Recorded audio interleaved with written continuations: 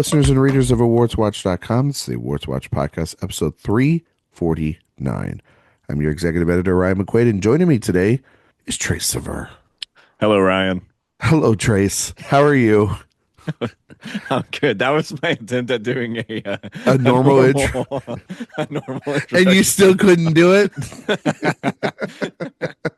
Every time we do a podcast, it's a coin flip of how weird it's going to be with you and just saying hello on a show. It sounded very normal to me. It sounded like the closest approximation. You sounded like somebody had a gun to your head. Like, you better say hello correctly on this show. That was the closest I could get to a regular person introducing themselves on the podcast. It's like if a toy talked to a regular person, honestly. And that's very relevant to this episode, I believe. You believe so? I believe. What are we talking about today, Trace? You were talking about what I can only describe it as really the fifth entry in the Toy Story franchise is the only way I know how to describe this movie. It is the fifth entry in the Toy Story franchise. It's called Toy Story 5. Oh, that's a better way to put it. Yeah. Can I say this? I'm so glad they just put a number at the end of these things. I am too. Can I tell you one of my biggest pet peeves ever in titling history? Yeah. John Wick Chapter 2, John Wick Chapter 3, Parabellum. Yeah. Then back to John Wick Chapter 4. Why? Yeah. Why did they do that? They were threatening to go Fast and Furious title inconsistency style with the way they were titling. They had threatened to title the John Wick movies there. At least with the Fast and Furious ones, so like you got to have fast or you got to have furious in them. Like something inside of those. I mean, it wasn't Fast 9 just called F9? Yeah. Or you just got to put an F on it. Yeah, just put an F. Hell yeah. Hell F9. Yeah. When are they going to make the next one of those? I'm kind of getting doubtful that it's gonna happen at this point. Like I'm almost thinking it might just not come out, which would be crazy. I mean, it would be crazy because like, didn't the last one like they all die essentially? The last one ends on a major cliffhanger. Yeah, that Jason Momoa just like kills them all. Yeah, it seems like they're in trouble. But you know for a fact they're not dead because they're superheroes. Yes, they absolutely no one can die in that franchise. That it's movie didn't awesome. that movie. I mean, I like it. That movie didn't do great at the box office, I believe. Those movies are terrible. And like the last three have been like terrible. Like the middle ones are really good. Like yeah, Fast I'm Fives. a fan. I'm pretty much a legitimate fan of 1 to 7. Yeah, past 7, I could take. Past Paul Walker. Yeah, pretty much. Once Paul Walker's out of the picture, it seems like they were really scrambling to figure out what to do. Though there was that cool moment in Fate of the Furious where like Dwayne Johnson like picks up a missile from a submarine. They continue to have cool individual moments. It's really cool shit. Yeah. And like 8 has an interesting, funny concept in that it's like evil Dom. He has to turn against the family. Because he's being like blackmailed by the bad guys or whatever. It's so stupid when you say it, but it's so true. That's like literally the plot of that movie. It's like, what if he wins against the family? You know, it's like literally like don't take sides against the family and turning it on its head. But anyway, we're not here to talk about Fast and Furious franchise. That's for Sophia Simonello, her favorite series down the road when they make that movie. She loves them all. And I'm totally being facetious. She has never seen really any of those movies. And, she hasn't seen them. Okay, I thought maybe she like hated them. No. Well, I mean, like, I don't think she hates them. You can't hate anything that you haven't seen. Well, that's what I meant. I thought maybe she had seen all of them and just no. She hasn't seen Fast 5, which is that movie's a masterpiece. That's like, that movie. Come on, that movie fucking rules, man. Yeah, that movie rocks. Come on, that's a soundbar classic. Absolutely. You put that on sound, man. Things are blowing up, exploding. They really hit a stride with 5 to 7. I'm telling you, they peaked with that thing. They were like, I saw that movie like 3 times in theaters. Yeah. Trace, we're here to talk about the Toy Story franchise, and we're talking about its latest installment, which was just released this weekend. Box office projections said this motherfucker is going to make like $300 million worldwide in the first weekend. So we have our new obsession, and Yeah. That's what they're calling it. that's what they're calling it. No, but I want to ask you before your thoughts on five. I want to ask you your thoughts on the Toy Story franchise. We've actually, Yeah. outside of a Pixar episode where we did our top fives here, we haven't talked about on the main show a lot our relationship with Toy Story as a whole. I can only assume because you are relatively close in age to me that this franchise means something to you, but it means something to everybody, differently. So Trace, what is your relationship with the Toy Story franchise? Yeah. I definitely grew up with the films. I grew up That's a I good start. Yep. I've definitely seen them. Okay. In the same way that I grew up with a lot of Pixar movies as a child, I enjoyed the company's output as I was growing up. I was kind of at the exact right age to be growing up as they were putting out their best work, including Finding Nemo and everything around this era of Pixar in their heyday. Um, and I definitely enjoyed Toy Story 1 and 2 as a child. They were on pretty regular rotation in my household. I mean, I was born in '97. The first Toy Story came out in '95. Second one came out in '99. So kind of right at around the close to the exact right age to be growing up watching these. I don't know that growing as I've grown up, I've necessarily referred to Toy Story as like a keystone franchise of my film fandom. I have a lot of great memories of watching Toy Story 1 and 2 growing up. And then once Toy Story 3 came out, I thought that was very good too. And I was a bit older. And then I also really enjoyed Toy Story 4, surprisingly, when it came out. A movie that on its face seems like it doesn't need to exist, but then is actually like pretty damn good. And so I going into Toy Story 5, I realized I just had not seen these movies in a long time. Um, I definitely had not rewatched them since I had kind of started growing out of, just watching animated movies all the time. And so I decided to rewatch them all and was really pleasantly surprised to find, maybe not even surprised, just reminded that like this really is one of the great film franchises. All of these movies are really like masterpieces to great to good in some capacity. Um, and especially Toy Story 2, which I am reminded is one of the great animated feature films.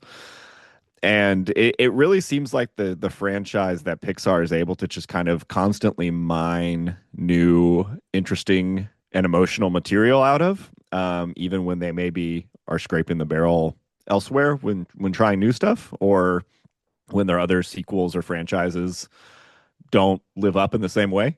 I feel like Toy Story 5 or the all the Toy Story movies always tap into that sense of humor and wonder and sentimentality that you kind of associate with classic Pixar. And it kind of reminds you, it's kind of constantly reminding you of what this studio has been able to achieve in the past. Um, how does Toy Story 5 live up to the heights of Toy Story? We'll get into it. But that is generally my history with Toy Story. And also, as a child, my favorite toy was, of course, Slinky Dog. Oh, Slinky was your favorite toy. Yeah. Okay. Um, Toy Story franchise means the world to me. It is the franchise that, for me, opened up cinema more than any animated franchise or any franchise in general, until Lord of the Rings. You know, Yeah. I think that those were the big ones. You know, I wasn't as big. I wasn't like Jay. I wasn't a pothead. I wasn't a big Harry Sure. Potter person. I I saw all the was. films and I I read the was. books, but I wasn't jonesing for those. But there is something about the Toy Story franchise for me. It's because when did the first one come out? In like 95. 95. I was 3 years old. I saw it in 96. Then I saw the sequel in 99. And that was like the perfect age to see it because I Yeah. understood everything about these characters and this world and these movies. And then literally Trace Toy Story 3, I was literally going to college just like Hmm. Andy. So it was the perfect time to see that. And then I think Toy Story 4 was a year before COVID, and I remember seeing that film, and I think from the opening frames of the stuff with Bo Peep and like the opening of, which is the complete memorabilia of like You Got a Friend of Me and going through Andy's childhood to Bonnie, Yeah. I was a mess. I have not cried more at movies in my life than, I mean, the first one doesn't get me as emotional. I think the first No. one is more, the first one isn't as emotional as any of these films in this franchise. And that's okay. I'm not saying that as like a slap towards it. But Pixar is, it was the first Pixar movie, so it's the one that started it all, you know? And with that, there's a sense of like, I really like that movie a lot.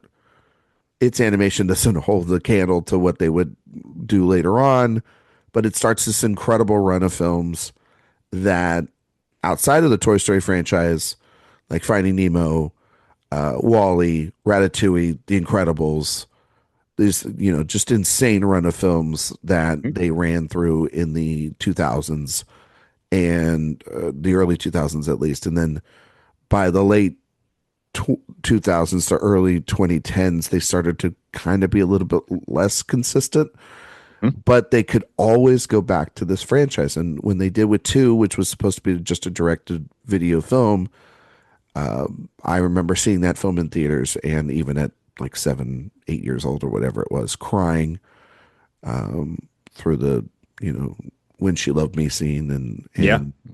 and just like what that movie does. It's under 90 minutes and it is so effective and It's a perfect sequel. it about it. It is a perfect sequel. Like, you know, when you talk about films that are better than its original, the Toy Story 2 is definitely that. And then Toy Story 3 ups the ante. It becomes this massive emotional just wallop Yeah. and but it's extremely hilarious.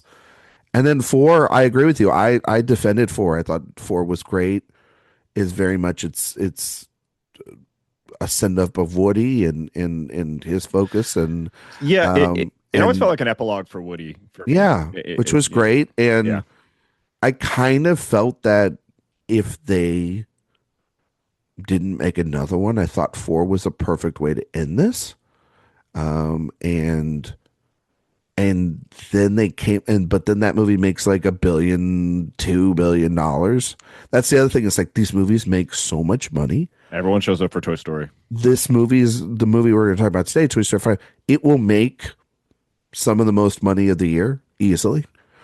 Of And many years. so of many years, in a time where the box office is thriving, a Toy Story movie represents it, you know, presents itself and says, "Hey, would you like more money at the box office?" Yeah, and Um, it makes sense, doesn't it? Because like we like me and you, we want to see Toy Story.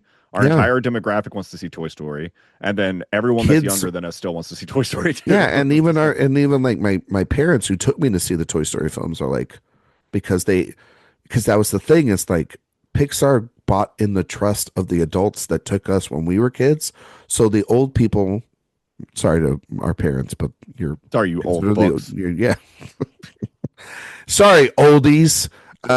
They want to see this movie too because they like those movies, Yeah, and they might be taking their grandkids as well too. yeah, and like Uh, and that you know that's really goes back and speaks to the quality of the original films and how well written they were. Rewatching, especially Toy Story 1 and 2, you know, retaken by just how funny and how smart and how trusting those movies are of its audience of both kids and adults, and how many just genuine actual funny jokes are written into those scripts that appeal to a very large demographic and are that just still play. And so it's yeah, it's no wonder that this like that this is poised to be one of the biggest animated film openings of all time. It looks like. For sure. Trace, you said you went on a rewatch. We'll Hmm. do rankings later. I don't want to do them now. I don't want to All right. show my cards just yet. But Toy Story 5. Yep. You've seen all the films leading up to it this week. What are your thoughts on the new one? Toy Story 5. And so I went into Toy Story 5 skeptical because even You though can't do that. I know. And even though I went in skeptical, even though I had just rewatched all of them and had the revelation, like, no, these are all good. Um, it still felt to me that, like, okay, I just had the same reaction that I had going into four again, which was like four just felt like a good a good ending, and like five feels like it is kind of devaluing the emotion that has been put into this franchise up to this point. Um, I will say this is likely my least favorite of the franchise. And that does not mean I did not enjoy it or think it is not worthy of the franchise. There's still a lot of great stuff in here. You know, I found myself similarly emotional watching it in the same way that I am in two and three and four in some capacity. They definitely hit some, pretty easy emotional buttons with you regarding especially Jesse's story in this movie. And I just think, that stuff hits very well, and there's a lot of the humor that still hits for me. I think this one has the most chaotic script out of one to four, and it feels just the least essential. And I feel like this is the first one that is maybe starting to get a little bit of the feeling of diminishing returns from returning to the well of Toy Story over and over and over again.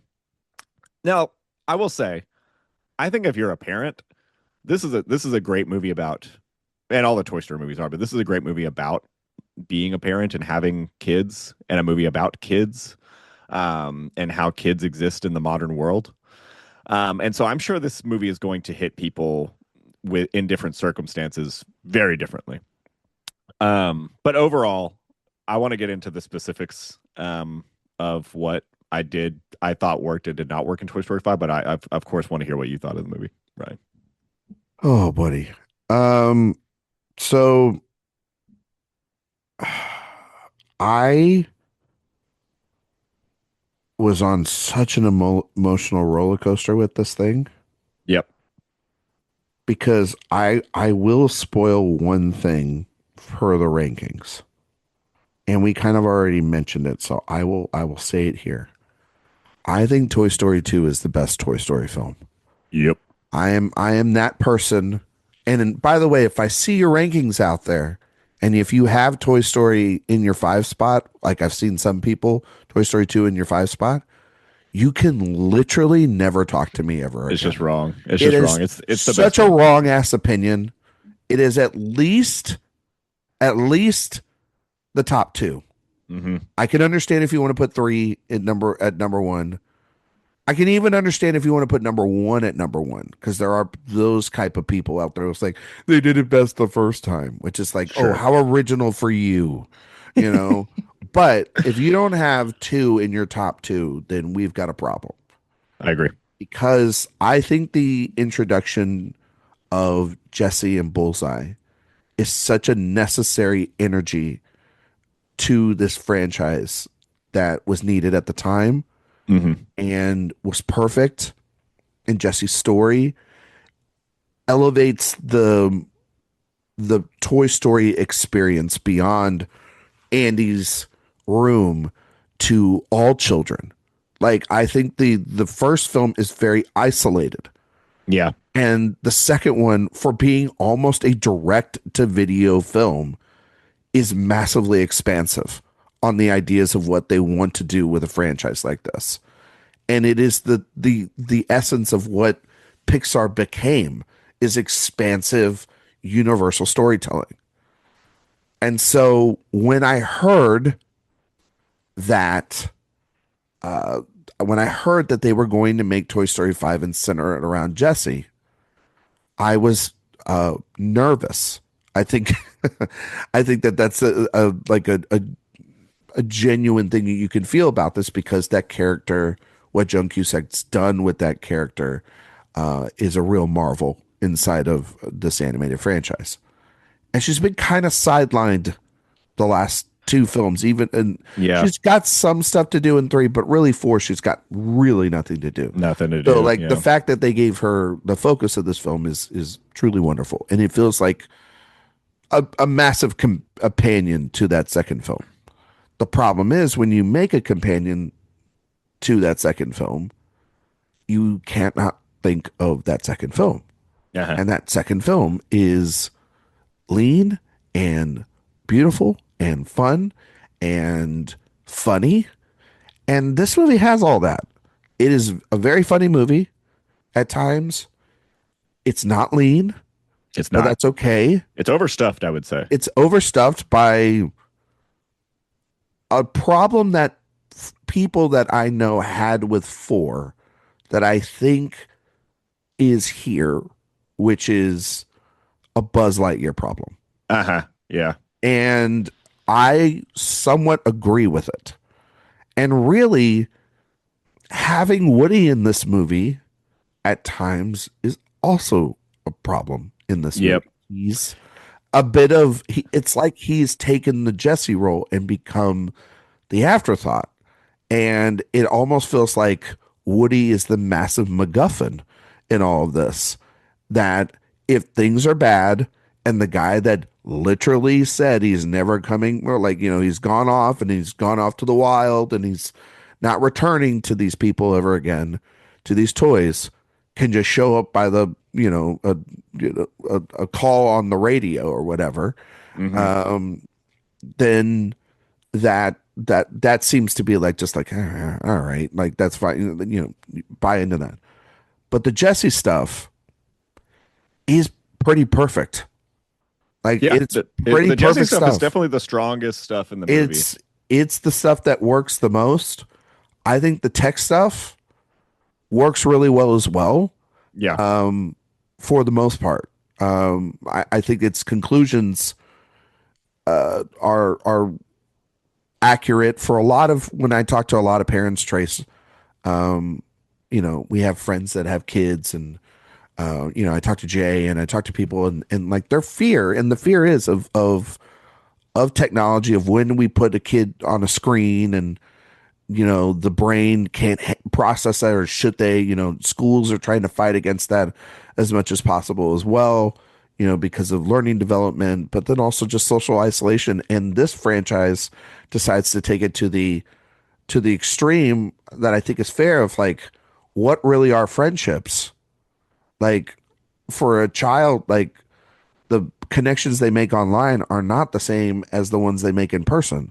Yeah. I actually think that that's a brilliant conclusion, because then that means that, like, human interaction, playing, imagination, human emotion is much more of the right way to make a connection than artificial connections. And I think that that's, if you're trying to justify this by saying we're making a Jesse movie and we're making essentially an anti-tech film, you kind of succeeded. And Yeah. but so, like, here I'm at, like, kind of like this during the movie. I'm going back and forth. I'm like, I like this, I don't like this, I like this, I don't like this. And then, Trace, there were two moments. This is the Pixar magic. There's a Two couple moments of moments. the Pixar magic. Yeah. Two moments where my mouth was on the floor. I was shaking Uh-huh. by how much I was crying. Uh-huh. And I went, by the end of the movie, I went, motherfuckers, they did it again. Holy shit, they did it Yeah. again. Now, I agree with you. I think that this is, for me, the least best. It feels Like the least this- essential. This is, yeah, like this would be 5. But some of the revelations that we learned about in this movie are like just shattering my core. And I felt back to, like, I was that 7-year-old watching Jesse get left on the side of the road by Emily. Yeah. and I was like, oh, I didn't know we could do this again. And you call it cheap all you want. Pixar's made like literally a monopoly off of this thing. Like Yeah. they harbor the tears of children from yesteryear. So And uh, you can and you can call you it can cheap, but I think it's effective storytelling. well, that's the thing. You can describe it as cheap by returning to the same well that, made Toy Story 2 so successful. But I do think they It's a find pretty big well. There's a lot of water in that yeah, well. yeah, there's a lot of material in there because at like Get it? this Because the is waters are tears. yes, absolutely. I thank you for explaining it to me. You're welcome. At the end of the day, like all these movies are about these toys having existential crises, right? Like that is what is happening. And the existential crisis of Jesse being left by Emily is something that never really left her, and it's something that they develop into kind of a deeper, kind of even more rich emotional text in developing Jesse's relationship with her own memories of her first owner, who she believes abandoned her, and it constitutes her own kind of growth in this movie in that regard. So you can describe it as cheap by just returning to that same stuff that they've already handled before. I think it's worthwhile. What I have more of a problem with this movie is just some of the rigmarole that it takes to get to that stuff. I do think this is a wonky and convoluted story, the way it all comes together. And the more that the original toys are sidelined, the more I'm just like, I just wish we had more of the original Well, gang because I don't love the new characters in this movie. I understand why most of the original gang is like sidelined. I mean, a lot of these characters have get like one or two lines because a lot of these characters, I mean, they've lost a lot of people. Yeah, I understand it, Spaghetti but and I mean like the list goes on of people that have died, that were Don Rickles is, name the people that have passed away that have played these characters over the years. Um, but so that to me was striking. I mean, like they couldn't even get Key and Peele back. Because Ducky and Bunny from the last film don't even have a line in this movie. They're just yeah, I know. They, which was also like when that happened, I was like, oh wow, Peele and Keegan Key didn't even get asked back for this thing. yeah, But Keanu Reeves, I gotta say, Trace, when my guy Duke Kaboom showed up for like a uh-huh. couple of scenes, I was like, oh man, Duke Kaboom rocks. Dude, Kaboom is here. I Yeah, forgot how great Duke Kaboom was because like my wife talks about Ducky and Bunny a lot and I also agreed, and I kind of forgot a little bit about Duke Kaboom, and then I'm like, oh my god, there's yeah, my guy Duke Kaboom. But I agree with you, like it sidelines those characters, but this movie's always sidelined those characters in some way or another because, like in the first film, they're sidelined, and even in 3 and 4 they're signed. It's really 2. that's That's true. the They, great thing about 2 is they don't sideline the whole gang, like because they all are going to save Woody. Like that's yeah, the brilliance of that and I, movie, I that think it even in has three, everybody there's encompassed. You know what I I, mean? I I think even in 3, there's like enough balance between like, okay, we're expanding this a little bit, but the original gang is still around and it contributes to the plot. Sure, but a lot of that If is interactions between Woody and Buzz and Lotso, and yeah, and then the Ken dolls are really, and the yes, Barbie really gets Barbie has a uh, lot of screen time in a 3. lot Yeah. of screen time in 3, which is really great. And There's a lot of f- great stuff. 4 is really the one where they really start sidelining the original toys to introduce some new elements, which honestly I didn't mind because I like Forky so much. Forky is very funny to me. Forky, but they introduce a character that's maybe one of the best characters of the last 10 years is Forky because he's Yes. so goddamn And, funny. And and so the Toy Story 5 problem is that the they new even sideline Forky, toys they sidelined Forky. Yeah, Forky is barely in it. He but has like Tony Hell has a yes, couple lines, and but they kill they're because killer. Yeah, because he's one of the funniest characters in the it's just, franchise. you know, it's because you're Um, bald, Woody. You know what I mean? It's just Tony Hill's delivery on pretty much every line is it's perfect. perfect. Yeah, Yeah. he's perfect for the movie. It's really, and we can talk about Lily Pad, but it is really I mean, the Conan O'Brien, the Craig Robinson, and I forget who plays the digital camera, honestly. But those Wow. characters. The female character, you just kind of forget their Yeah, name. I'm just gonna Wow, sideline. Oh, Trace. it is Shelby Rabara as Thank you. Snappy. I just did I don't think these characters are very compelling, honestly. I don't think they're very funny. Conan O'Brien gets the most to do as this I think Conan's great. a, But also oh, I'm just opposed to loving anything Conan does. what is So this toy? What is this a real thing? is it Is like this toy that a potty trainer yeah, but toy? like how does this train you to go potty?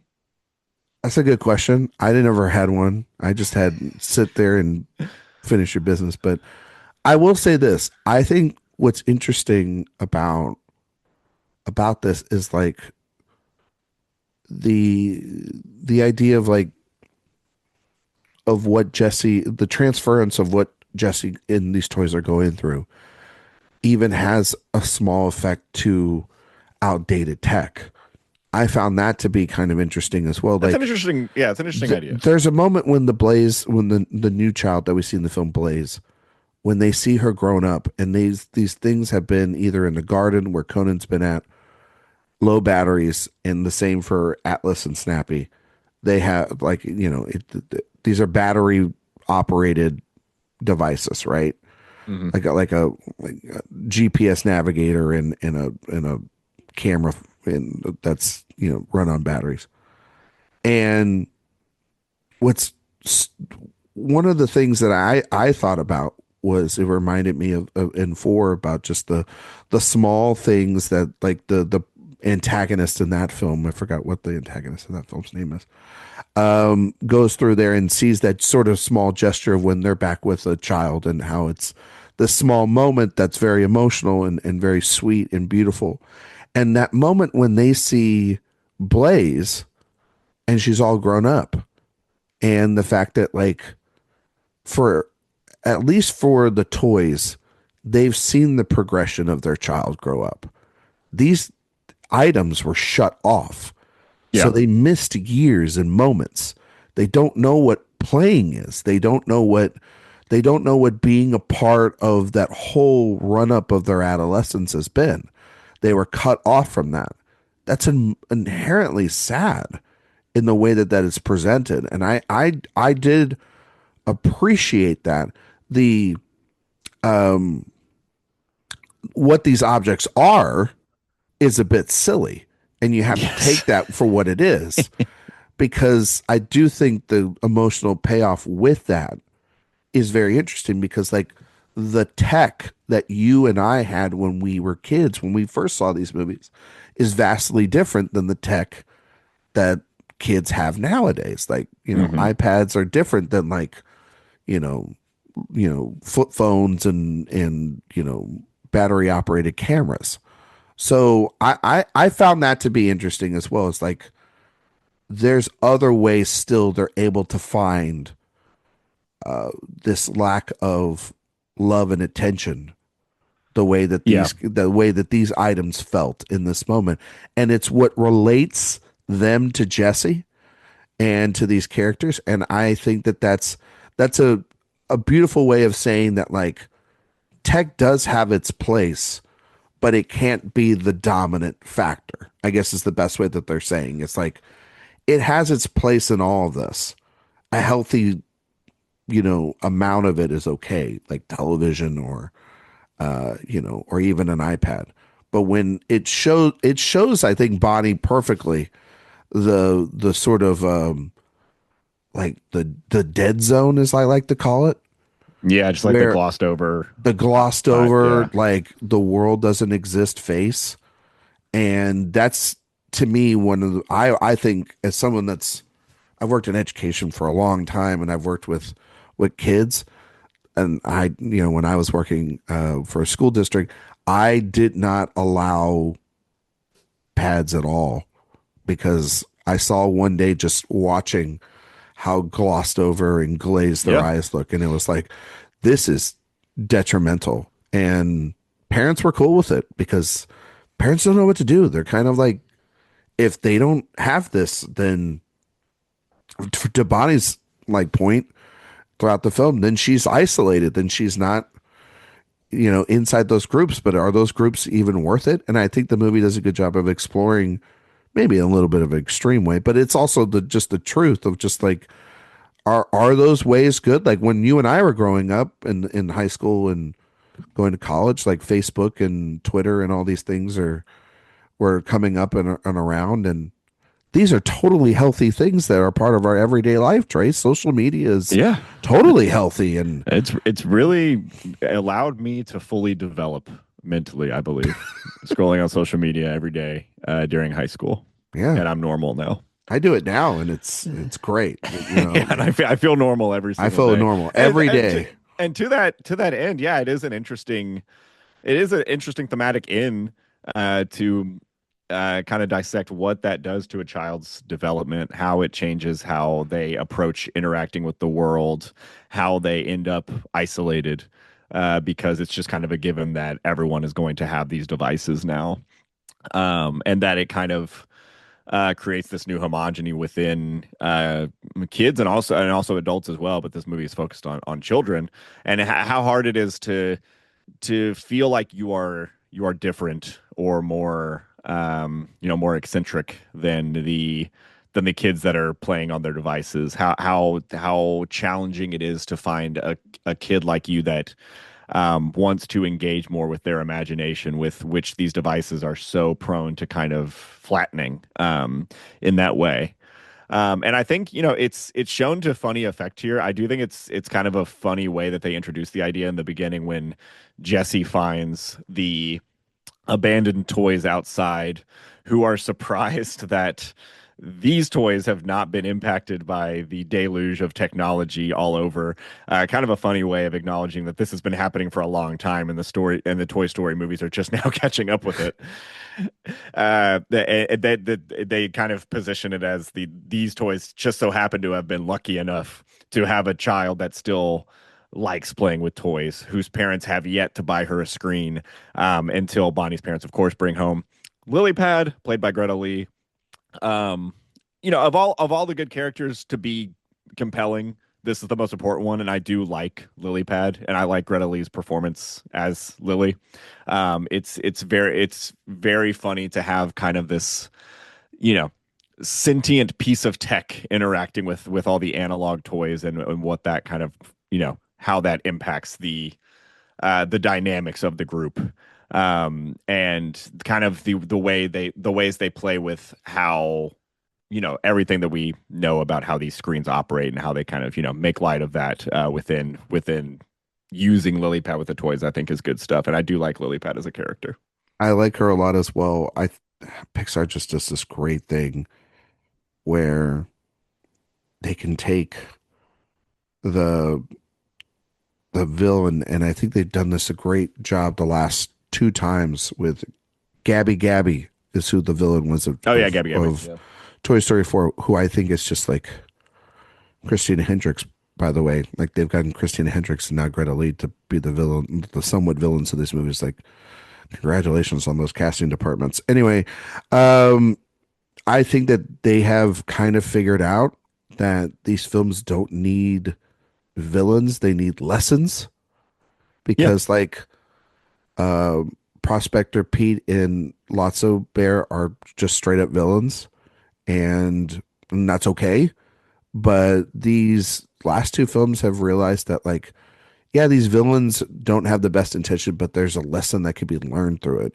For Gabby, it's like forgiveness, which is something that Lotso Bear and Prospector Pete don't learn in that film, and openness by the end of that film in Toy Story 4. And that's why that works so well in that movie. Is like, is that character's development from when you first meet them to the end. And in this film, Lilypad has the same thing. And I gotta tell you, there was something jarring about seeing that iPad played by Greta Lee essentially commit like suicide in a Oh lot yeah. of ways. Like it, Yeah. like I'm not sugarcoating. I'm not trying to like make a joke of it. Like that jumping on on a truck of of like for the donation station and basically like admitting that they failed this child and that their purpose is a failure and a disgraceful thing. I was pretty shaken at the idea of like, wow, that's like a very honest way of depicting that type of response. And Yeah. it was a little jarring, honestly, to be honest, because I wasn't expecting it, and that's the thing about Toy Story. It's like these movies, they always, I think, constantly surprise us, Trace, in how they're processing the information that they're trying to present us in the film. And I think that it's not as insidious or villainous of a way in which she thinks. She thinks very analytically, and she thinks very much that this is her way. And I think when you start piecing it back, like she's trying to do the exact same thing Jesse's doing. Yeah. It's just the toys think that they are doing it one way, and the movie is about the blending and how that can work overall rather than one dominating over the other. And Yeah. that there's a balance to all of this stuff, which is fair. Like that's a fair thing to I think it's a fair say. message. It's a fair message to impart. This is not the most radical anti-tech movie you're ever going to see. You know, the ultimate message is that there No, is but a balance. there is a balance to all of it. There's a balance to be had between being on your devices and play, from a child's perspective, playing in the real world and with actual human beings. You could take umbrage with that if you have a particular distaste for how technology is kind of hindering childhood development, or at least altering it in ways that are, very scary. Well, but Ways that are we had technology growing up. I we did, mean, but you and I had. I mean, you had a Game Boy, right? You had a I, PlayStation. You had an but Xbox. You had, here's the thing. I do think something like I do think something like scrolling. And to be fair, yeah, LilyPad is more of a game device, but it is also a social device where you learn to be friends with and you're people on chatting the with device. people, And you're and chatting with people, and that's a big part of the story, is that she's messaging people and people are becoming kind of callous from messaging with each other purely on the device. um I do think, as far as like, us having video game consoles, or like watching TV as children, those are two different things in my opinion. yeah, Like engaging with life and stimulating your brain purely from looking at a screen all day and communicating with people through a screen all day, I think is different from taking in something like a movie or a TV show or even a video game that is meant to kind of get you thinking, have you engaged with something for a long period of time, because that is stimulating your brain in a different way and getting you to think about things, even if you are looking at a screen. Um, Something like LilyPad is ostensibly, in some ways, teaching you to live your life through a screen. And I think that's where the movie is kind of, I think that's the demarcation point between like the kind of tech like that you said that kind of we grew up with and like playing on a Game Boy, versus kids today that are this is a movie about iPad kids basically. well, no, I mean, Uh, like we are, to be clear, our technology is different than the ones we are today, but the messages were still the same. It's like, get away from those screens, yeah. go outside and play. Don't be so close to the screen. The video games are going to rot your brain, all this stuff. Like we had, I mean, we had it all, like, all the same stuff. Now we're at to the point where I don't think that there's enough policing of this stuff. No, There's yeah. much more.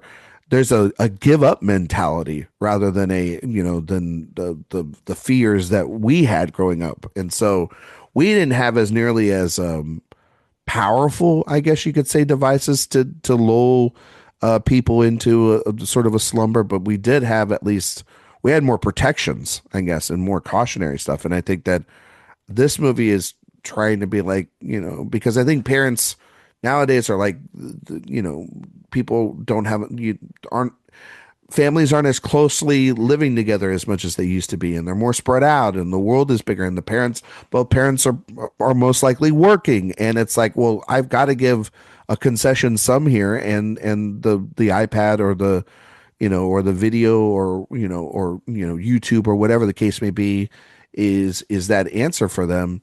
And this Yeah. movie is and for parents a lot, you've got to imagine that a lot of them are like, God, I'm putting this thing in front of my child so early, and they're becoming hooked on it. And I see kids like grab their parents' phones when they're 7 or 8, and it's like they're just addicted to this thing. And but this movie is trying to tell us like there can be a balance in all of this, Yeah. but you have to be Yeah. able to find what balance is perfect for you. And I don't think that the movie is uh a massive damnation against tech. I think that that's what Yeah.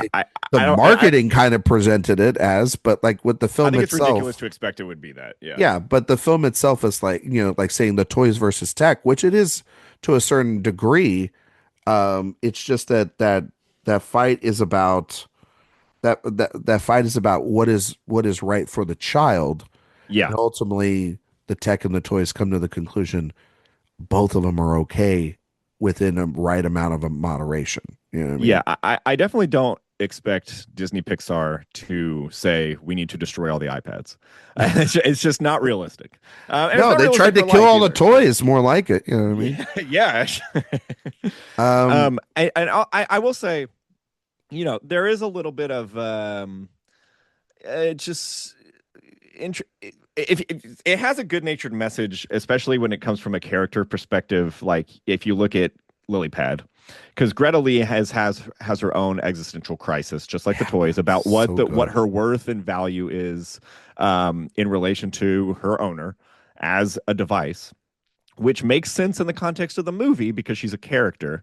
You could maybe nitpick at the fact that that ignores how insidious social media and these devices are built to be in real life, and that it gives kind of this cute, relatable, emotional through line to something that is actively that tech companies are building to keep kids hooked intentionally and insidiously.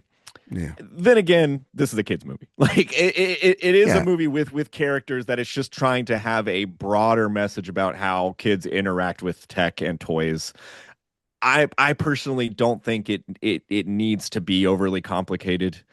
As much as I appreciate the messages and the emotionality that Pixar is able to imbue into their movies, it is still like this is a broad movie meant for a broad audience. That's getting into a conversation that is much more specific and grown up and tied to capitalism and the way that the actual world runs. That's just never what this movie was going to be. And so for what the messaging in this movie is trying to do, I think it works. I just more have a problem with some of how the story plays out, which I think it gets a little convoluted. well, I will say, Trace, if you're looking for that film, it comes out in the fall. It'll be The Social Reckoning. Yes, The Social Reckoning out And this fall. so he's gonna fix it all for us. Like we don't have to worry about it. Like Thank you, Aaron there's Sorkin. if there's anything I can trust, it's either the toys or it's Aaron Sorkin. He's got the pulse of it. Hey, she's disrupting. That's all you need to know. But can I tell you one thing that didn't work for me at all? Yeah. Before we get into, I think we have to talk about some of the Jesse revelations. Is the 900 Buzz Lightyears? I had What are we conflicting doing? feelings about. I had Like this really is this conflicting is feelings this about is this. Toy Story 2 recycled material. Yes, They've done it this is. before. I And I think some of that stuff's funny, but I also think it's like a complete waste of time. Like it's it it's it such a definitely MacGuffin for later feels when they turn into drones. Like it definitely that's the only reason to justify it is that like, well, they need to get to point A to point B, and so they turn into drones by the end. And it's also kind of a hat on a hat because the main storyline already has the message that tech can be useful in the right capacity. You don't need to show me an army of high-tech Buzz Lightyears helping save the day to kind of hammer that point home. I get it. And you're right, Ryan. Some of those sequences are kind of funny, but they're so kind of clumsily just inserted as a B narrative on top of the main narrative that we just keep cutting back to until they finally inevitably intersect at the end for the climax and for really no other reason. And so it just feels tacked on. Um, yeah, I don't know that I don't know that I cared for that. Something else that just kind of bugged me. This is a super stupid nitpick, honestly. Okay. How is the toilet paper toy getting text messages on the fucking on its device? Like all these toys are seemingly interconnected by in some capacity in a way that makes no sense. I mean, that's fair. I think that I think Sophia and I kind of talked about this a little bit. Like, there's a little bit of like that one. I can kind of just be like, all right, well, I mean, I guess it's got some sort of because I don't know, it's connected and I guess it just expects you to believe that all these toys are maybe produced by the same company and are all just on the cloud, or they're all like hacked into, I guess, because they're all they're I they think they're are all hacked sentient. into. I think that like there's something about that they're all charged up to one another and that maybe there is a Bluetooth component to one of them or Yeah. something along those lines. I don't know personally. I mean, that was a little convoluted, obviously for sure. But I mean, like again, I that to me is like the least of this film's problems. Is like a Yeah. little bit of like stuff like that, like of how this is all supposed to like. It's like, all right, that's the animated movie in me where That I'm is one like, of those things where it's just like this is a kids movie. You it's just a kind of have kids to movie. I'm not yeah, going to yeah, overthink that part. You know what I mean? Like, you have to roll with it. you Yeah. know, yeah, you got to roll with some of this shit. And every now and then, like, like the whole design of like anytime they see the fact that like these are living beings inside of our world, and as long as we're out of the room, and it's like, okay, well, who's their god? You know what I mean? Like at that point, like you can get really into it if you wanted to, but We like can imbue life on anything. exactly. So like for that, I'm like, yeah, they can talk to one another. That's not surprising. So, Yeah. um, I got to talk to you about the Jesse stuff.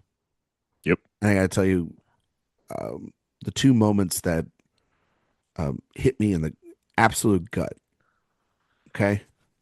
One is Go on. when, I mean, this whole thing also too of like perception is, we've been over at Direct Watch, we've been talking about Nolan movies left and right, and that man is obsessed with, perception. And watching Bonnie see the perception of what it is like to play with toys as opposed to being massively involved with technology. And the couple of times that she is faced with, either showcasing Jesse and Bullseye or getting Jesse and Bullseye presented back to her from Blaze and outright getting rejected or rejecting that whimsy, that imagination, what makes a kid Hmm. it's terrible. It sucks. Yeah. And there's a moment when they come to which by the way, if you want to do a nitpick, none of these people are asking, hey, I thought you talked to me on an iPad, or hey, I thought you talked to me in a chat. Like none of those conversations happen. So like Yeah. that's a nitpick, if Yeah. anything. Like if you're that's kind of like a massive hole in the film of just like, oh, we're just going to assume that these happen and these random people just show up on our property. But anyway, I thought about that as well. And just to put a pin in that, there when I say this movie has a convoluted plot, I think it is stuff like that where they're trying to figure out how to integrate all the technology stuff and how these people are communicating with each other in getting these characters to different locations that it kind of becomes a mess in the middle of the movie to me. But it does. I will say that like I think they just want to get us to these places that I'm about to talk about, yeah. and it's like, how do I get them here? Well, I mean, like kids don't give a shit about like they it basically is just saying like, yeah, kids are stupid. They talk to anybody that will get them on the internet, and Yeah. parents are gullible, and and like, is she your friend? Like, who fucking knows? Like, who cares? Like they just assume that everyone's a fucking moron, and if you want to go by that, then they're like, sure, all right, cool, let's just go with that. But it leads to this moment where Bonnie is offered back Bullseye and Jesse and from Blaze, and she just outright says like no, because she because of the group text that she's with these other three girls making fun of her because now that makes total sense, like that, Uh-huh. like just being like shared this information across all platforms and getting made fun of. There's a moment when Jesse realizes that they're going to be stuck at that house.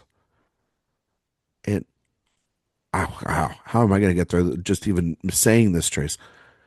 She basically says, I'm I'm stuck here, but sacrifices herself and tries to get Bullseye to go back with Bonnie, Yeah. and is like, it may be it may be over for me, but it's not over for you.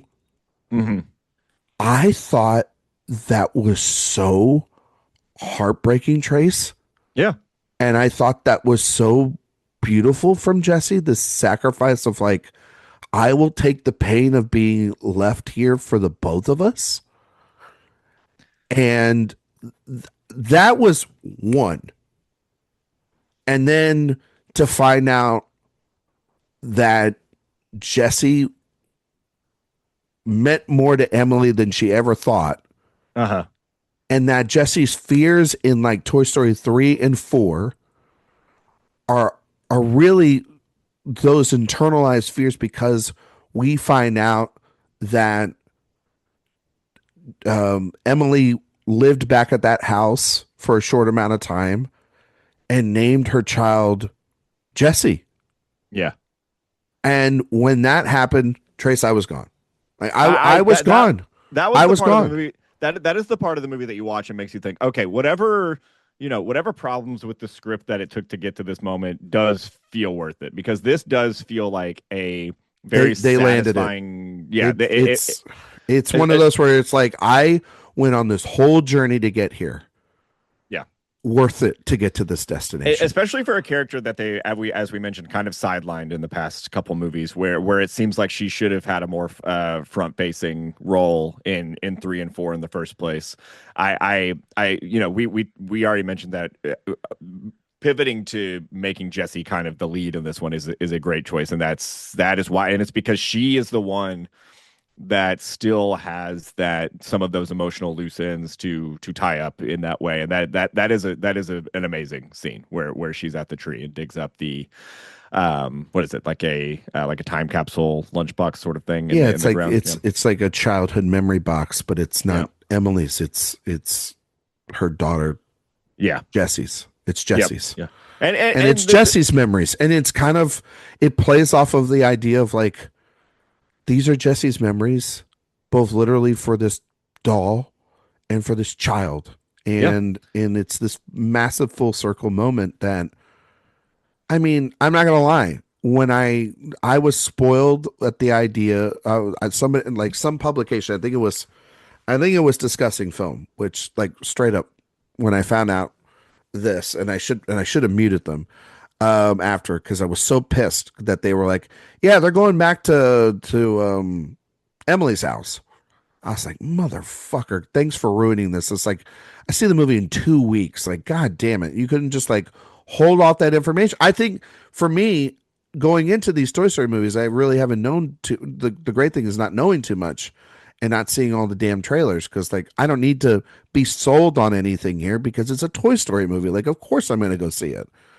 But no, even knowing going in, Trace, still didn't prepare me, and I was still caught off guard at like, at, what they were gonna, show us in this film and what they were gonna tell us. And I think it's just brilliant stuff there, uh, that is some of the best, honestly, emotional stuff that has happened in a Pixar movie in a while. Yeah. I'm always impressed by the ability or the willingness of the Toy Story movies to kind of deal with some um just pretty deep senses of emotional peril in that way, like and the deep state, and just like kind of big existential ideas of like even just time moving on, and Mhm. you like moving on from people in your life, but still being them still meaning a lot to you in your memories. The way that the because the Toy Story movies, are very connected to the passage of time, and the Hmm. fact that these toys, in a very kind of existentially frightening way, kind of live forever while they while their humans continue to grow older and older and inevitably move on from them. And so it is always interesting that they've chosen to kind of fully embrace that the sadness and terror and kind of tragedy of that dynamic of being a toy. And even imbuing that into elements of Jesse deciding to kind of let Bullseye save himself while she chooses to stay at the house and things like that. Um, and they tie so much of like Jesse's, the completion of Jesse's emotional arc back into the plot, because once she kind of has a renewed conviction for how much she meant to her child, she's ready to go and complete the climax of the film and also save Lily Pad after they realize how much Lily has had her own uh crisis, Awakening. Yeah. yeah, of how she's let her child down. And so it does all tie pretty nicely together thematically, I will say, and how that kind of ties into the character motivations and the plot towards the end of the movie. Gotta also say too, as much as they still don't know what to do with Buzz Lightyear, which is Yeah. just a problem. I gotta still say, I always wanted Buzz to be with Jesse, just like I always wanted Bo Peep to be with Woody. Yeah. And these movies have finally done this. And as me as a kid, I always wanted that. Replicated that when I had my own Toy Story toys. And they do it here. I think it's really sweet. It's nice. I think that the Bonnie play dream sequences and the same for Blaze are much more different. And I'm glad that they look different and are more distinctive through the mind of like a young girl, as Hmm. opposed to when we in those first couple of films when you see how boyish and cinematic those movies those play sequences in 3 and 2 are, and they feel like a boy who watched a movie and is putting that through his mind. And this movie in 4 do a great job of showing Bonnie as having more of a creative imagination, I like the and play sequences, and like and the kind of the watercolor I sequences. like Yeah. those a lot. And yeah, I think that the animation in that those sequences are really great. Yep. And we get a lot of them here, which is wonderful. But overall, like I just think I think it's a really it's a solid movie with really great parts. Hmm. And I think that you're right, Trace. Like it's convoluted in a way of which like you've got a bunch of 60-year-olds writing trying to write a movie. Because like this, and we haven't even mentioned like this is the return for Andrew Stanton back to Yeah. Pixar, one of the original founding writers of these characters. Hmm. Long mainstay in the Long Mace, I mean, company. like the man that created Finding Nemo and Wall-E, two absolute masterpieces within their own right. This movie has at times has some of the Finding Dory tendencies in it. But like Finding Dory also, like there's moments in that film by the end where it absolutely pays off, even though Yeah. it's very convoluted to get to there. This though is a much better like product just because it's built on a foundation that's much more sturdy and flexible, I think, than in that universe. And so I'm glad Stanton's back. Or 1,000 bajillion% going to make a sixth one of these things. Absolutely. No And doubt about it. it's no doubt about it because of the money. I think But they've already first they're going to make Lightyear 2. shut the fuck up. I still don't hate Lightyear. I don't think it's bad, but it's not great Sorry. either. I don't even, did I see that movie? I don't even If you remember. look on the back of that Blu-ray, somebody's got a quote on it. Oh shit. Yeah. Is it David Elric? It's me, you moron. David Ehrlich's got enough. But no, I will say this, Trace. It better be a good hook because I don't know what else you can tell. I've come down to it where Yeah, I do agree with you. I think that they mined enough of the emotional well here, but what would they do for a sixth it film? it's getting to a point It's going to get where, to a point where it's like, yeah, I think you are going to be diminishing returns. You've been able yes, to bite the bullet for the most part, and I don't want to see a bad Toy Story film. yeah. I can at least still say confidently, we don't have a bad Toy Story film. There's no bad one. No. There are no bad ones, but I don't ever want to get to a point where there is a bad one. And it's getting to the point if you're reaching, because what defines the Toy Story movies at this point is gunning for a certain level of sentimentality, of emotion, of sorrow to the characters. I feel like if we keep digging them back out for another movie time and time again, this it starts to lose a little bit of its luster. As we just said, they have managed to pull it off so far, but I do think it gets to a point where it's just it is this is the like I said at the beginning, this is the first one where I am feeling the inklings of diminishing returns. I don't think it fully affects this movie, but it's definitely there in the background. Um, I had a question for you, Ryan. How do you how do I you know where you're going, you bastard. Oh, I don't think you do. I How do think you square the biological component of Woody having a beer belly in this movie? Oh, okay. That's not where I thought you were going. You actually went in an even better place. Well, Bo just let him go. Like, Yeah, she really did. you notice how he just like moved that fuzz up from down from up, and he put it Yeah. in his chest. That's like when a guy is sucking in that gut. You know what I mean? Well, Uh, it's like can toys can they get fatter? Listen, Can they? I know that they kind of sidelined my guy here, but Woody will forever be one of my favorite characters ever. I And look, Tom Hanks as Woody, one of the greatest characters ever. great voice performances ever. No, one Like, of the best it's performances. Let's just yeah, put yeah, it yeah, out there. Like, yeah. Let's just put it I'm out going to there. tell you this. Tom Hanks dies tomorrow. Don't want that to happen. No But more. Play Yeah, the Jay Ledbetter game. This is a sick game he plays on Director Watch. Somebody dies tomorrow. What are they saying about you? I would say beloved actor, and if they mention the credits, Toy Story definitely should be there. yeah, It's probably his biggest achievement yeah. of his life. He's probably the thing that he's made the most money off of. I And would say probably that would be up there, and then probably Forrest Gump, you know, sure. Yeah. just because that's what people know him, as that.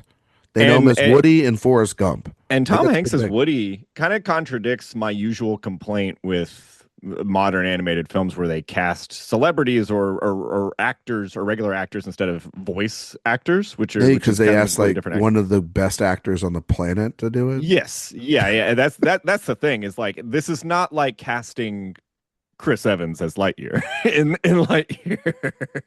Man, This is a man with a very expressive and dynamic sense of acting, and who really imbues so much of himself just through his voice in the mm. character of Woody. Like he is inseparable from the voice of Tom Hanks. It is an incredible performance every single time.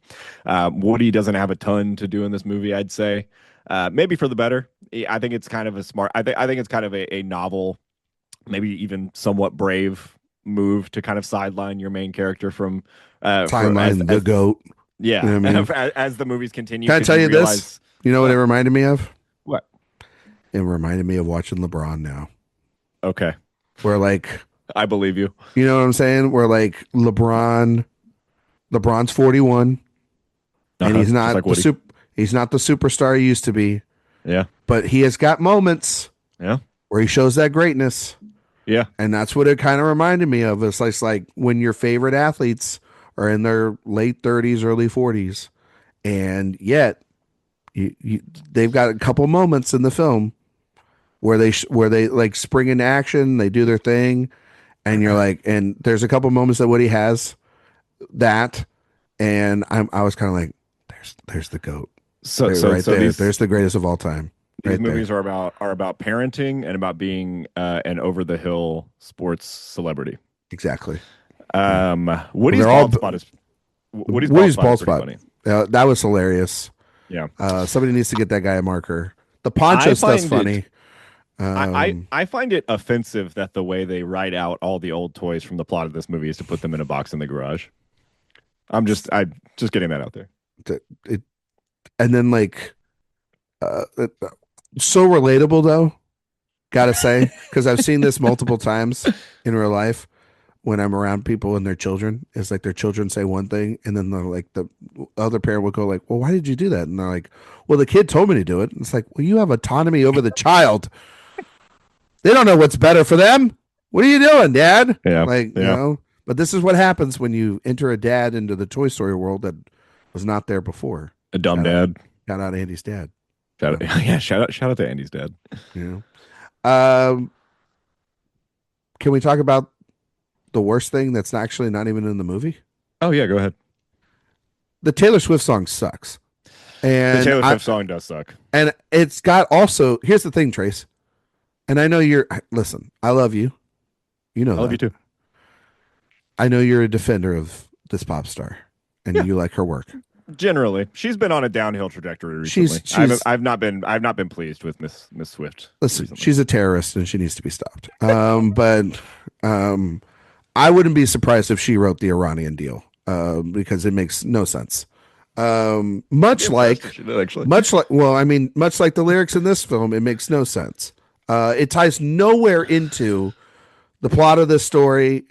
I understand why they put it in the credits, because if you put it in the movie, it makes no sense. Yeah, so I haven't listened to the song outside of the context of the movie. I just heard it over the credits of the movie. But even sitting there in the movie theater listening to it over the credits, I was like, this song kind of blows. It does. It sounds like a song that she didn't release off her last album. Yeah, which was terrible. It sounds like something that was phoned in for marketing purposes. Basically, it sounds like somebody wants to be a part of every aspect of my life, and she certainly does. Right? And are you going to go to her wedding at Madison Square Garden? Listen, I could not want to go to something more in my life. If that sentence made sense, basically, fuck no. It's the best way to say it. Like, no. Yeah. Like, I think she is the worst kind of elitism on the planet. There's some good. Listen, elitism in some ways are better than other elitism. Her elitism is just as bad as Elon Musk and Jeff Bezos and all those people. Like, in the fact that because she sings a couple of songs that people like, to justify it, people literally can go to hell. It's like Evermore is a masterpiece of an album, but overall, I generally agree. It's all terrible. Like, it's all bad. You're a cowboy like me. Damn, that's a good song. God damn it. Shut up.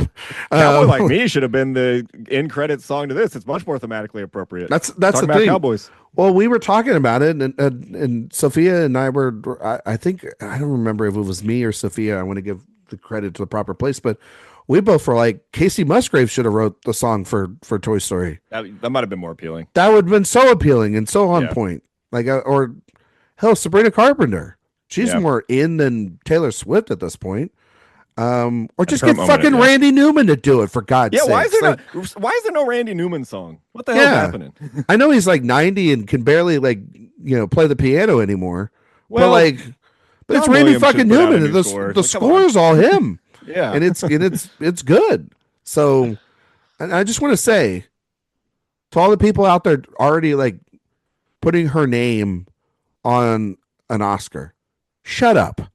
Like, that's not how it works. That's not how any of this works. It's a long year, and she'll do something along the way to piss you all off, because she's one of the most selfish people on the planet. And then, you know, this music branch has had multiple chances to nominate her.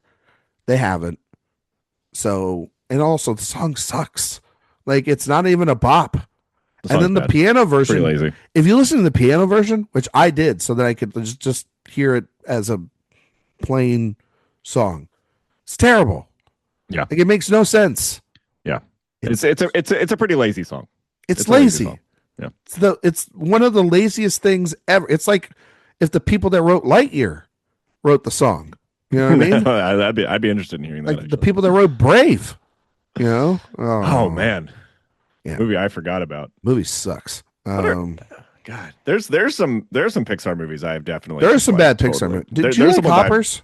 Is Hoppers didn't see good? it. Didn't No? see it. I had to put that one on this week. See if Did I like it. didn't see it. There's some of them. I've definitely skipped a lot of the new age Pixar movies. I Did you didn't skip see. Elemental? Yep, didn't see that. Didn't see Elio? Elio. No. Didn't see Luca. Oh, you Didn't see. should watch Luca. Luca's good. All right, I'll watch. I liked Turning Red. I saw that one. Turning Red's all right. Yeah, I liked it. Turning Red's like Soul was kind of weird. Soul sucks. Yeah, I'm not a doctor guy. All right, yeah, Yeah. I get it. I don't like Inside Out. You don't believe the scientists and doctors? No, not at Pixar. Okay. Not whatever they're cooking up. I didn't see Onward. Didn't like Incredibles 2 all that much. Yeah, Onward was one of the last films I saw before we had to shut down. Okay. Yeah. So, Trace, how would you rank the Toy Story films? All right. Here we go. You want to go to bottom to top or top to bottom? We should go bottom to top. Okay. And we'll go back and we'll go we'll go back and forth. All right. So five? 5 is 5, obviously. Five is 5. I feel like that's true for both of us. Yeah. 4. So what number? Why do I put a number 4? This is an interesting. You know what? Oh, this is hard, actually. Yeah. This is pretty tough. This is gonna be controversial.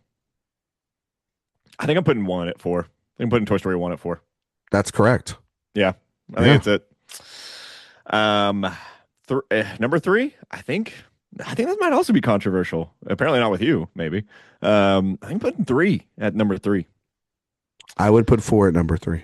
Okay, they could go back and forth. I think 3 for me. I like 3 a lot, and I appreciate the true amount of peril those characters are put in at the end of that movie. That truly the most amount of like genuine life or death peril any characters have ever seen in a G-rated movie. I that's the one where they start kind of regurgitating some ideas from 1 and 2 just a bit.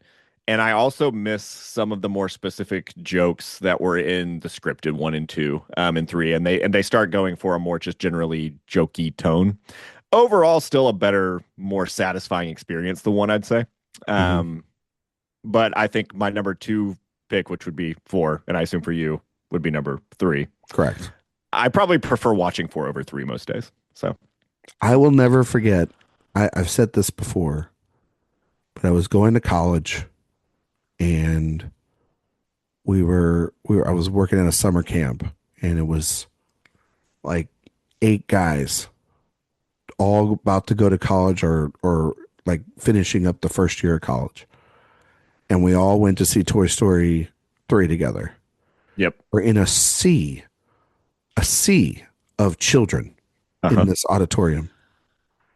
And we all went to see this movie, and we were all just fucking shaking from our tears at the end of this. And we were all waiting for everyone to leave the theater, so we didn't show that we cried around a bunch of children. Yeah. Because it's not that we cried. We all acknowledged we cried. Like, that's not a thing. It's like, well, we don't want to like look bad in front of these kids. Like, you know. And so and I remember Toy Story 4 being so bad. I cried in that movie so much, Trace. Yeah. I had to suck it up. And I walk into the car with my wife, and I got in the car and I finished the cry in the car. That's how much it was, so much what they did to Woody and for Woody in that movie. The movies are intense. And then, yeah, they are. This is like more therapy than it is cinema at times. And then Toy Story 2, yeah, that's the number one. That's like, yeah, it's one of the best sequels of all time. The way that they, as you already explained, expand the world from the isolated story of them trying to of just Woody and Buzz and trying to get back to Andy's bedroom into a much wider scoped idea of what toys mean to children and what the children mean to the toys, or what the idea of these toys specifically mean to this generation. Like, what it's also kind of, as more I've seen it over the years, it's like that movie is like, what does Woody mean to generations of children Yeah. because of the whole like television show and That's the thing. everything in the past? What does it mean for him currently that he's outdated? That he's like Yeah, he's a vintage model that is I mean this is already touched on in the first one, but that he's still dealing with the fact that he is an outmoded toy. How does he fit into this world? Should he stay with the Woody's Roundup gang? All of that is it's all very compelling thematic material for that movie, and it's also just it's the funniest one. it's It the has funniest it one. it has all of the good bits with the entire original gang, which I love. I love Rex. I love Slink. I love I'm a Ham. married spud. I'm a married spud. I always remember that. Can't forget it. The Zurg Empire Strikes Back stuff, Yes, very which funny. was which peak at the time because of the re-release of Star Wars um and everything. Yeah, Yeah, freaking rocks. Toy Story rules. Trace, we've done it. We we've talked done about it. Toy Story. We talked about all of it. Um, Want to tell everybody where they can find you and all your work on the internet? Yes, you can find a lot of my work at awardswatch.com. I'm sometimes writing on my Substack, which I've named just like in the movies. That's a tentative name. No. And you can also find me at Trace Sauveur on Instagram, Letterboxd. Check out High Rise Fire. That's my band I play drums in. We have an EP coming out. Oh, I don't know when. So what about your check it out. podcast? Oh, how could I forget my beautiful podcast with co-host of the Director's Watch podcast, Jay Ledbetter, and our friend in the Atlanta Film Critics Circle, Jesse Nussman. Conversations on Clint, the Clint Eastwood podcast. We're talking about every movie he's directed, and maybe some other ones as well later on. Check it out. We just put out an episode on Sudden Impact, the fourth Dirty Harry movie. Great movie. Great Ryan's movie. gonna come on at some point. Yeah, Or I'm going maybe to come on and I'm just going to tell you this right now. It's going to be a very long episode. I'm Which gonna tell Jesse to be prepared. he needs to be prepared because, like, you guys come on our show and those shows are long. So, Yeah, I know. and then I hear, oh no, you got to streamline these episodes, and I'm like, nah, the limit doesn't exist, guys. You can find me on Twitter, Instagram, Letterbox, Blue Sky at Ryan McQuade 77. You can find all my work here at awardswatch.com. If you like podcasts, we do have the Director Watch podcast. We're in the middle of our Christopher Nolan series, and this week is a very important week. It's Interstellar week. Masterpiece. Masterpiece, Trace? Masterpiece. 5-star movie. Five-star movie.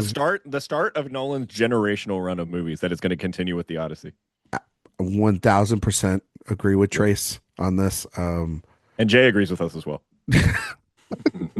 He agrees specifically on this movie, right? Yeah, yeah. Our good friends here at Awards Watch, Cody Derricks and Josh Parham, were on that episode, and it was a really great episode. If you want to hear Jay up against the wall while three people are telling him how wrong he is on a movie, you should listen to Interstellar this week. It's a really great episode. Trace, anticipation level for the Odyssey right now on a scale of 1 to 10. One kafillion. Like as many as possible. Is that even a Got my- number? Yeah, I made a number. Got my screening invite. It is Oh, unfortunate. shit. And it's unfortunately not IMAX 70 millimeter, What? but it is. Yeah, it's not an IMAX screening, but it's at our local theater that is able to project 70 millimeter. So I assume it is at least a 70 print. So I will probably go to that screening and then buy tickets to go check it out on IMAX 70 millimeter at the Mall of Georgia. Haven't later on. gotten mine yet, but I'm sure it's coming around the corner. Yes, it's our screening is early July, so it's coming up. It's coming up. All right. Well, you can find all that stuff later when we talk about the Odyssey down the road. iTunes 5-star reviews, we greatly appreciate it. While you're over on the website, please sign up for the newsletter. It's the best place to get all of our news, reviews, interviews, podcasts sent to you all in one place. Next week, we will be back. We will be doing an Oscar retrospective next week over the films of 1981.